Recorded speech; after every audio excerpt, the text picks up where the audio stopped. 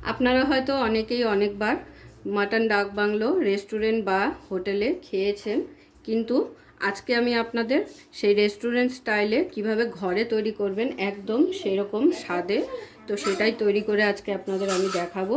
তাহলে চলুন আজকের আমাদের রেসিপি মটন ডাক বাংলো।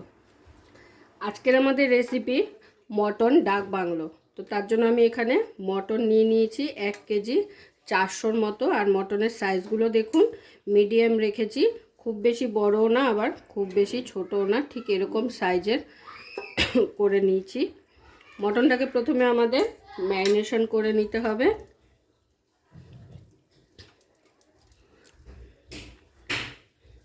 তো ম্যারিনেশনের জন্য লাগছে প্রথমেই হলুদ,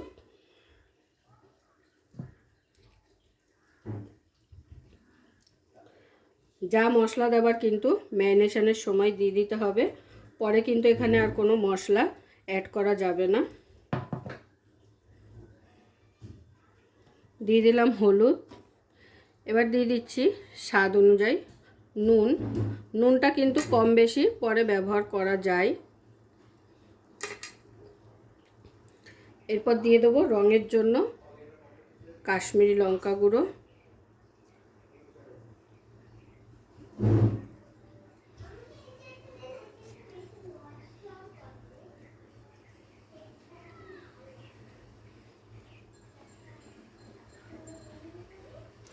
যেহেতু ছোট চামচ তো সেই জন্য একটু বেশি দিয়ে দিলাম, কিন্তু বড় চামচের মাপে কিন্তু এটা 2 চামচ হবে।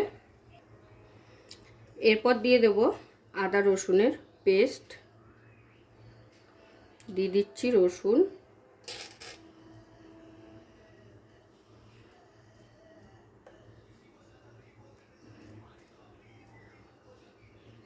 আমি এখানে 1 কেজি 400 মটনের পরিমাণ অনুযায়ী কিন্তু মশলা ব্যবহার করছি। যদি মটনের পরিমাণ কম বা বেশি হয় তো সেক্ষেত্রে আপনারা মশলার যে পরিমাপগুলো সেগুলো বাড়িয়ে বা কমিয়ে নেবেন। আমি এখানে 2 চামচ আদা বাটা আর 3 চামচ রসুন ব্যবহার করলাম।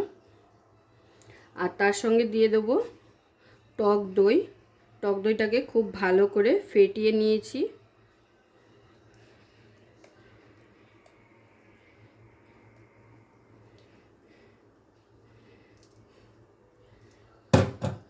আর ঝালের জন্য দিয়ে দেবো কাঁচা লঙ্কা বাটা। লঙ্কাটাও আপনারা আপনাদের টেস্ট অনুযায়ী ব্যবহার করবেন, যে যেরকম ঝাল খেতে পছন্দ করে সেই অনুযায়ী ঝালটা দিয়ে দেবেন। তো আমি এখানে 10 থেকে 12টা লঙ্কা পেস্ট করে নিয়েছি, সেটাই দিয়ে দিলাম। আর তার সঙ্গে অতি অবশ্যই জায়ফলের গুঁড়ো দিয়ে দেবেন। এতে করে কি হবে, মাটন থেকে খুব সুন্দর একটা ফ্লেভার আসবে আর মাটনটা কিন্তু খুব ভালোভাবে সেদ্ধও হবে। তো এখানে আমি একটা জায়ফল হাফ মানে গুঁড়ো করে দিয়ে দিলাম।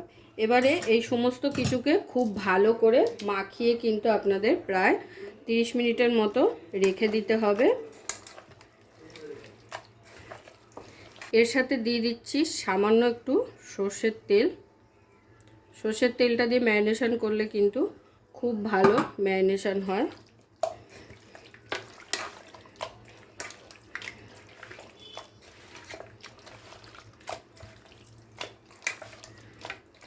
তো দেখুন খুব ভালো করে কিন্তু ম্যারিনেশন করে নিয়েছি চেপে চেপে।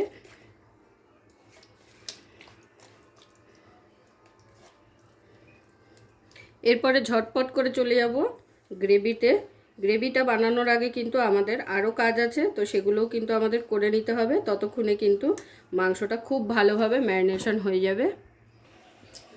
তো প্রথমে আমাদের মাটনটা রেডি করার আগে কিন্তু একটা মশলা রেডি করতে হবে। তো এই মশলাটা তৈরি করার জন্য আমার কি কি লাগছে সেগুলো একবার আপনাদের দেখিয়ে দিই। এখানে গোটা ধনে নিয়েছি, গোটা জিরে, 5 থেকে 6টা এলাচ, আর আছে লবঙ্গ, একটা দারচিনি স্টিক, গোলমরিচ আর শুকনো লঙ্কা। আর এগুলো কিন্তু আমি গোটা ধনে, গোটা জিরে, ধনেটা একটু বেশি নিয়েছি 1.5 চামচের মতো, গোটা জিরেটা 1 চামচ। আর তার সঙ্গে কিন্তু তো প্রথমে কড়াইটাকে একটু খুব ভালো করে গরম করে নিয়ে গ্যাসের ফ্লেমটাকে লোতে করে তারপরে কিন্তু এই মশলাটা ড্রাই রোস্ট করে নিতে হবে। আর এখানে কিন্তু একটা জাবিত্রিও নিয়েছি। তো কড়াইটাকে খুব ভালো করে গরম করে নিয়েছি। এরপরে মশলাগুলোকে দিয়ে খুব ভালো করে ভেজে নেব।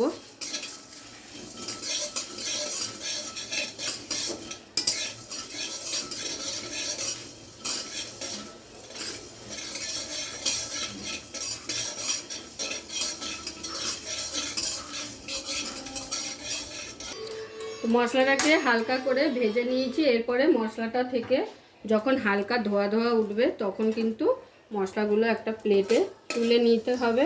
আর যখন ঠান্ডা হয়ে যাবে তখনই কিন্তু এটা গুঁড়োটা তৈরি করে নিতে হবে।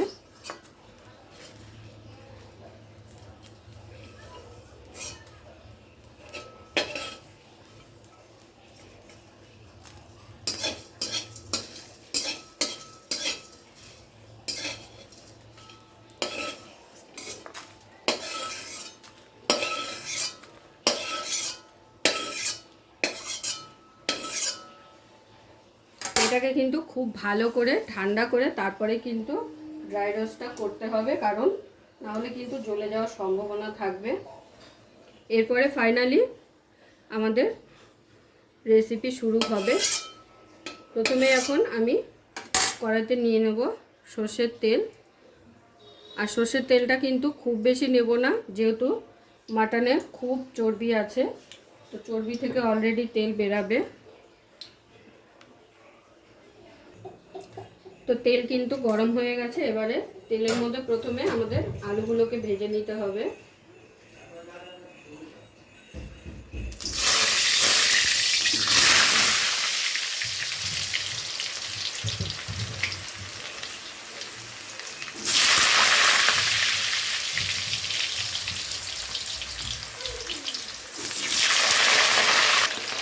তো আলুগুলো ভাজার সময় আলুতে দিয়ে দিচ্ছি সামান্য পরিমাণ নুন আর হলুদ।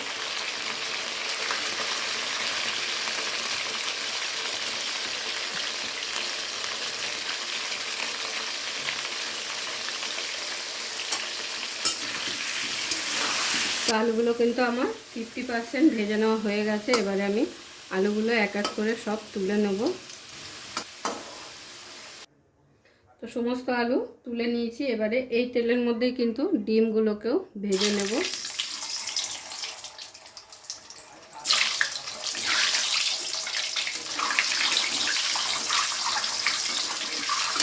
ডিমগুলো কিন্তু চাইলে আপনারা এমনিও দিয়ে দিতে পারেন, কিন্তু একটু ভেজে নিলে দেখতে ভালো লাগবে লাল লাল করে। তো সেই জন্য খুব ভালো করে ঘুরিয়ে ফিরিয়ে একটু লাল লাল করে হালকা করে ভেজে নিলেই কিন্তু হবে, খুব বেশি ভাজার প্রয়োজন নেই। অলরেডি ডিম যেহেতু সেদ্ধ করা, আমি ডিমটা আগে থাকতেই সেদ্ধ করে রেখেছিলাম। তো এইভাবে একটু হালকা লাল করে ভেজে তুলে নিলেই হয়ে যাবে।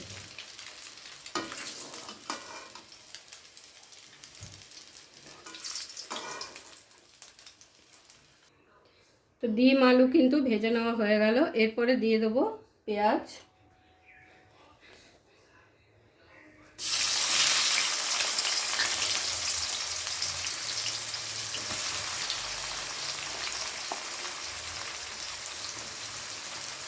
পেঁয়াজগুলোকে কিন্তু আমি স্লাইস করে কেটে নিয়েছি। আর এখানে 1 কেজি 400 মাংসের জন্য আমি এখানে বড় সাইজের 7খানা পেঁয়াজ ব্যবহার করেছি। আগেই বলেছি মাংসর পরিমাণ বুঝে কিন্তু উপকরণগুলো কম বেশি করে নেওয়া যাবে। এবারে পেঁয়াজটাকে খুব ভালো করে ভেজে ব্রাউন কালার করে নিতে হবে।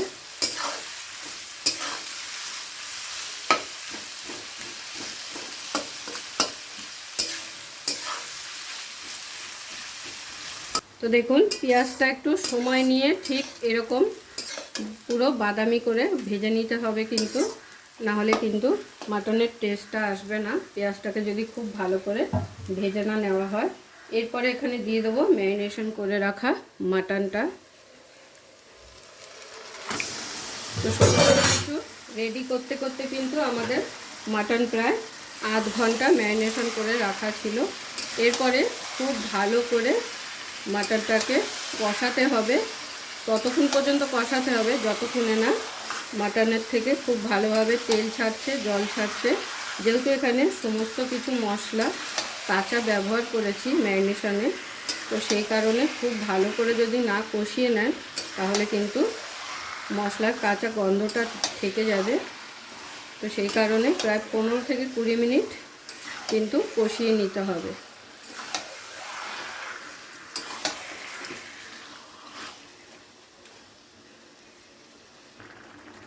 মটনটা কালার চেঞ্জ না হওয়া অবধি কিন্তু এইভাবে অনবরত নেড়ে যেতে হবে। যখন দেখবেন কালার চেঞ্জ হয়ে গেছে তখন এটাকে ঢাকনা চাপা দিয়ে প্রায় 15 থেকে 20 মিনিটের জন্য কিন্তু কষিয়ে নিতে হবে খুব ভালো করে।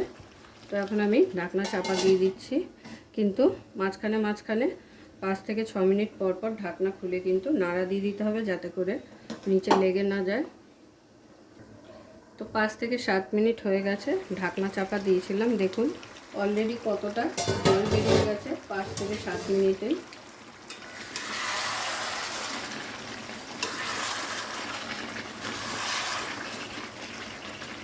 তো প্রায় 20 থেকে 25 মিনিট কিন্তু হয়ে গেছে, আমি ঢাকনা চাপা দিয়ে খুব ভালো করে কষিয়ে নিয়েছি।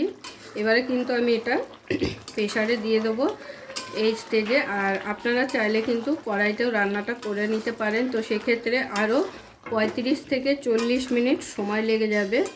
তো যাতে সময়টা একটু সেফ হয়, তো সেই কারণে আমি এখন প্রেসারে দিয়ে সিটি মেরে নেব। কিন্তু তারপরে কিন্তু আবারও কড়াইতে ঢেলে আমাদের কিছুক্ষণ করতে হবে। তো এবার আমি নাবিয়ে প্রেসারে করে নেব।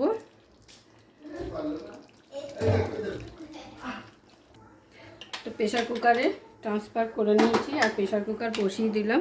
প্রেসার কুকারে কিন্তু 80% আমাদের সেদ্ধটা করতে হবে, পুরো সেদ্ধ করে নিলে কিন্তু হবে না।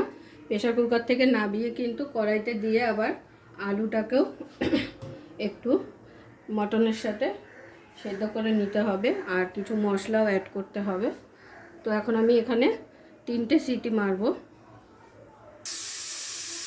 তো মটনে কিন্তু 4টে সিটি মারা হয়ে গেছে। এবারে আমি নাবিয়ে আবার কড়াইতে করে নেব। তো দেখুন কড়াইতে ঢেলে নিয়েছি। এবারে আবারও কড়াইতে 10 থেকে 15 মিনিট ফুটিয়ে নিলেই কিন্তু রেডি হয়ে যাবে আমাদের মাটন ডাব বাংলো।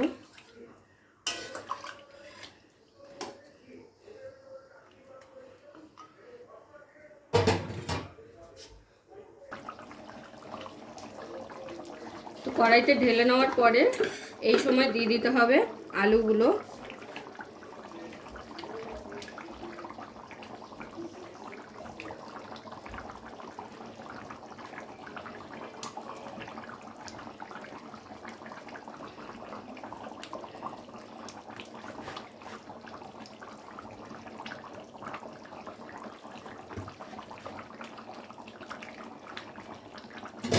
আলুগুলো দিয়ে খুব ভালো করে একবার নেড়ে চেড়ে মিশিয়ে নেব।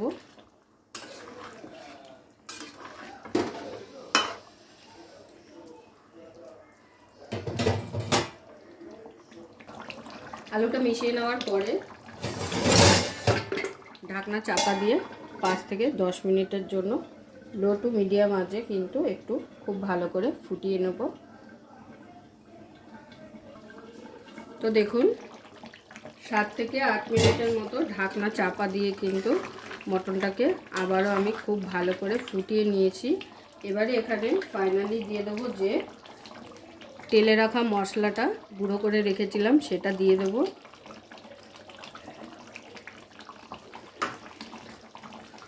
মশলাটা দিয়ে খুব ভালো করে মিশিয়ে নেব একবার।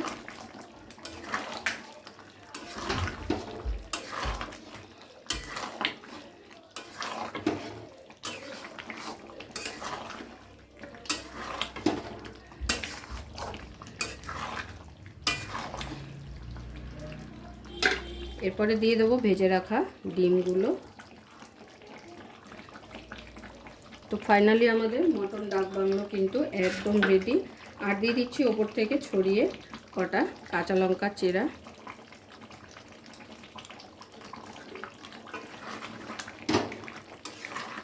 তো একবার মিশিয়ে নিচ্ছি ডিমগুলোকে।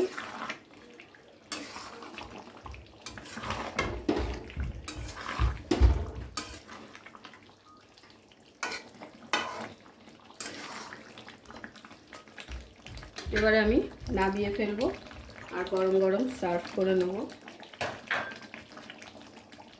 পুরো ভিডিওটা দেখার জন্য সকলকে অসংখ্য ধন্যবাদ। এরকম আরও নিত্য নতুন ভিডিও দেখার জন্য চ্যানেলটি অবশ্যই সাবস্ক্রাইব করে নেবেন আর পাশে থাকা বেল আইকনটি প্রেস করে নেবেন নতুন রেসিপির আপডেট পাওয়ার জন্য।